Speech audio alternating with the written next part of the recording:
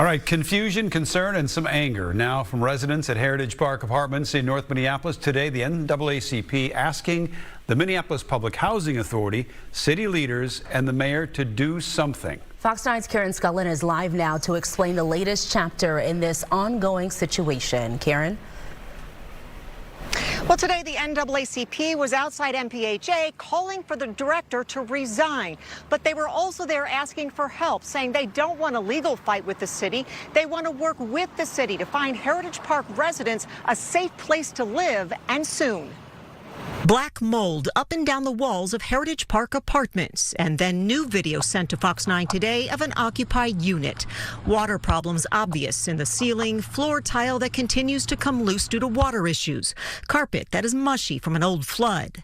For a second time now, the NAACP is asking for the resignation of MPHA Director Abdi Warsami. Abdi Warsami hasn't even showed up for city council meetings when he was summoned to be there. Abdi Warsami has not resigned. He has not responded to emails. He hasn't done anything. And we tried to get answers from Warsami. Why are we being kicked out? Why are we being kicked out? Why are we being kicked out?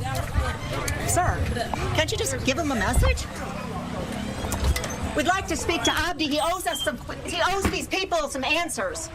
About 2 weeks ago, the director of CPED went before City Council to ask for $2.5 million to move people because the situation was a crisis and urgent.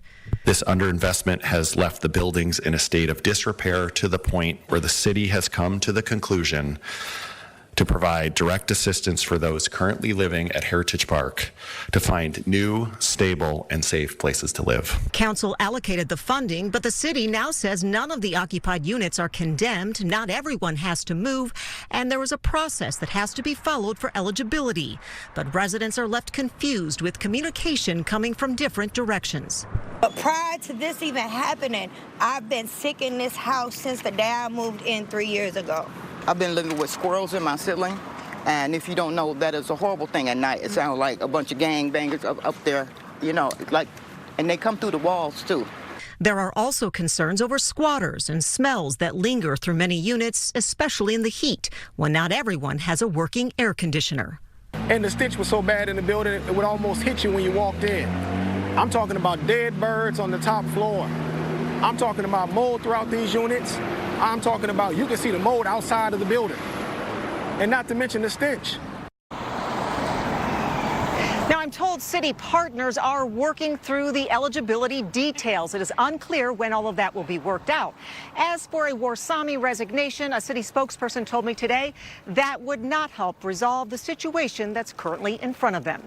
Live in Minneapolis, Karen Scullin, Fox 9. Yeah, really sad what they're dealing with there. Ongoing problem. We will stay on top of it. Thank you, Karen. Several communities